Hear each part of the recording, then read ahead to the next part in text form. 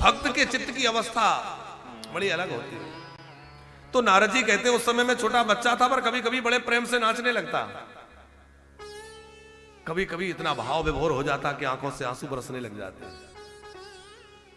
अच्छा, एक बात ध्यान रखना, कन्हैया बड़ा नटखट है, ये अपने भक्तों को रुलाता भी खूब है, लेकिन रुलाए तो परेशान मत होना, क्योंकि रुलाएगा भी ना तो एक एक आंसू का मोल चुकाएगा साहब, वो एक एक आंसू का मोल चुकाता है। नारद जी कहते मैं कभी उनके प्रेम में रोने लगता, कभी नाचने लगता, और बड़ा मुझे आनंद आता जब संतों के द्वारा कीर्तन होता, सत्संग होता। धीरे धीरे 4 महीने कब बीत गए मुझे पता ही नहीं चला। मैं उन संतों की झूठी प्रसादी जो बच जाती ना पत्तल में, उसी को पा लेता।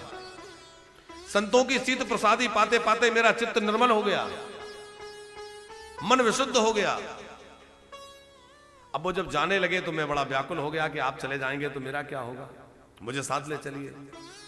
उन्होंने कहा देखो इस समय तुम्हें अपनी माँ का दायित्व है, तुम्हें माँ की सेवा करनी चाहिए, तुम्हारी माँ अकेली पड़ जाएगी, पिताजी तो है नहीं।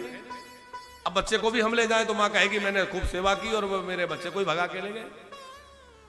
बेटा हम मंत्र दे देते हैं। तो उन महात्माओं ने मंत्र दिया। व्यास जी ने पूछा कि क्या मंत्र दिया था गुरु जी ने?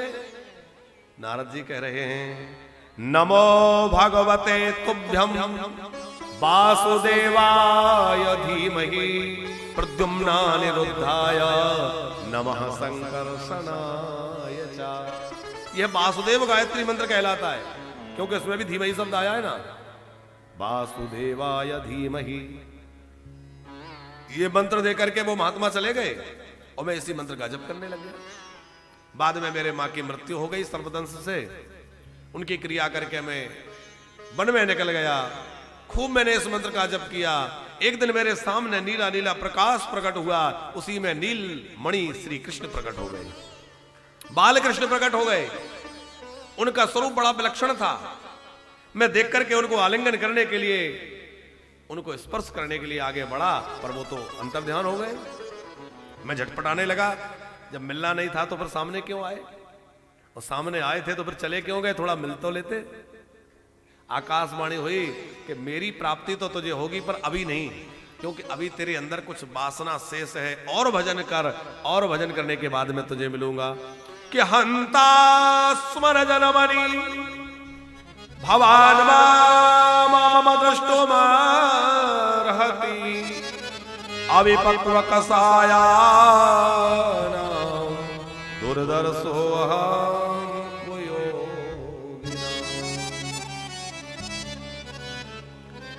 नारद जी कहते हैं मैंने और भजन किया, पर जब प्रलय हुई तो प्रलय में सब कुछ समा गया, मैं भी समाप्त हो गया। फिर जो है दोबारा सृष्टि का जब सृजन ब्रह्मा जी ने किया तो अगली बार में ब्रह्मा जी के मानस पुत्र के रूप में जन्म लिया। कहां तो मैं एक दासी का बेटा था, कहां ब्रह्मा जी का बेटा बन गया। ये सत्संग का प्रभाव है। बाल्मीक नारद घट जोनी और निज निज मुखन कही निज होनी। यही नारद जी की निज होनी है। उन्होंने अपनी घटना अपने मुख से कही कि कहां मैं एक दासी पुत्र था और कहां सत्संग के प्रभाव से मैं ब्रह्मा जी का बेटा बन गया। और इतना ही नहीं, भगवान ने बड़े प्रेम से मुझे हृदय से लगाया,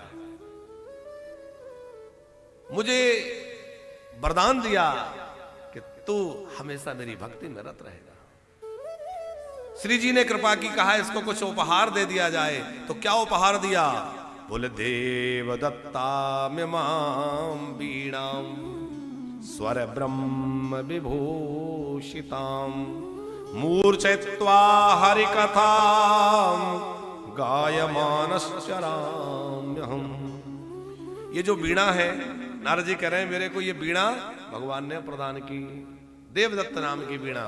मैं इसी वीणा को बजा बजा कर उनके नाम गाया करता हूं और भक्तों को उनसे मिलने की राह दिखाया करता हूं। नारद जी बहुत अद्भुत महापुरुष, अद्भुत संत है।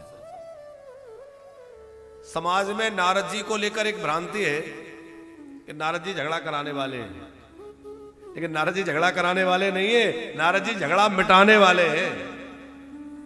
पर वो लीला ऐसी करते हैं, लोगों को लगता है नारद जी झगड़ा कराते हैं, इसीलिए गली मोहल्ले में कोई एक व्यक्ति, ऐसा व्यक्ति हो ना यहाँ की वहां करने वाला हो, लोगों को लड़ा झगड़ा देता हो।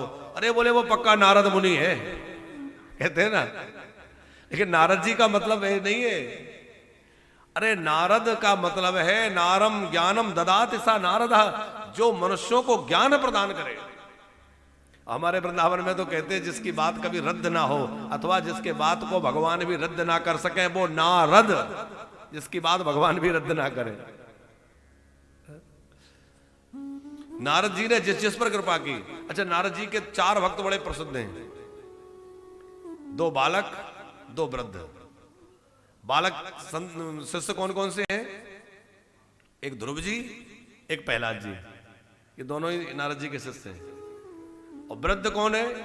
बोले एक ये व्यास जी, जिनकी अभी चर्चा हो रही है, व्यास जी और वाल्मीकि ऋषि। अच्छा, और मजे की बात देखिए कि भागवत की रचना में व्यास जी को प्रेरणा किसने दी? नारद जी ने। और रामायण के लिए रचना की प्रेरणा किसने दी वाल्मीकि ऋषि को? नारद जी ने।